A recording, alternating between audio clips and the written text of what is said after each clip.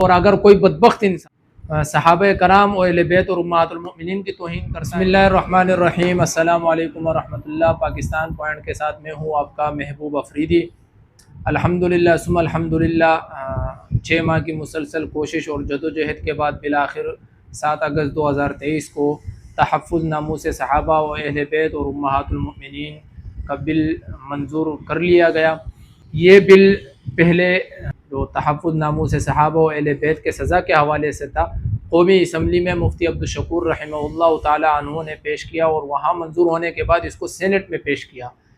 Saint میں بالآخر 6 ماہ کی مسلسل کوشش اور جدوجہد کے بعد گزشتہ کل اس کو منظور کر لیا گیا۔ اس بل کا جو مقصد ہے وہ مقصد بھی میں آپ کے سامنے رکھ دوں۔ جو سزا کے حوالے سے تھا، سینیٹر عبدالکریم صاحب کے بقول کوئی شخص میری توہین کرتا ہے یا کسی اور کی توہین کرتا ہے یا اس کے ساتھ زیادتی کرتا ہے یا ہمارے جو افراد ہیں ان کی توہین کرتا ہے یا ان کے ساتھ زیادتی کرتا ہے تو اس کی جو سزا ہے وہ 10 سال قید کی سزا تھی۔ اور اگر کوئی بدبخت انسان صحابہ کرام اور اہل بیت اور امہات المؤمنین کی توہین کرتا ہے تو اس کی سزا 3 سال قید کی سزا تھی۔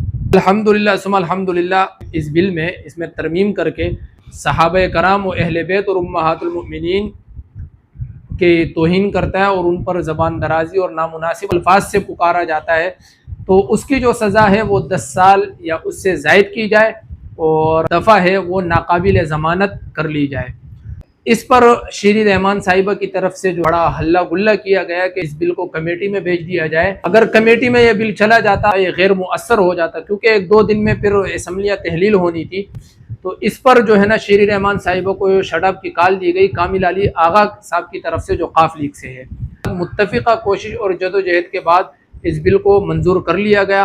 اور میں یہاں ایک بات اور بھی کرتا چلوں کہ بالآخر جو شہداء تھے تحفظ ناموس صحابہ و اہل بیت اور امہات المؤمنین کے خاطر اپنی جانوں کا نذرانہ پیش کیا، آج ان کا خون رائے گا نہیں گیا اور ان کا خون جو تھا وہ رنگ لے آیا۔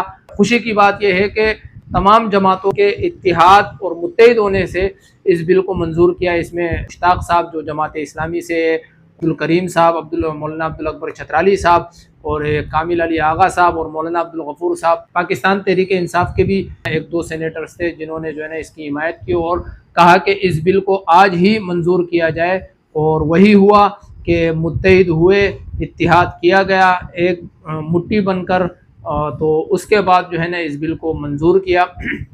اور میں اس پر سینٹ چیئرمین اور تمام ممبران سینٹ اور تمام ممبران قومی اسمبلی کو خراج تحسین پیش کرتا ہوں کہ تمام ممبران سینٹ نے اور تمام ممبران قومی اسمبلی نے ملت اسلامیہ کی دلوں کی ترجمانی کی ہے۔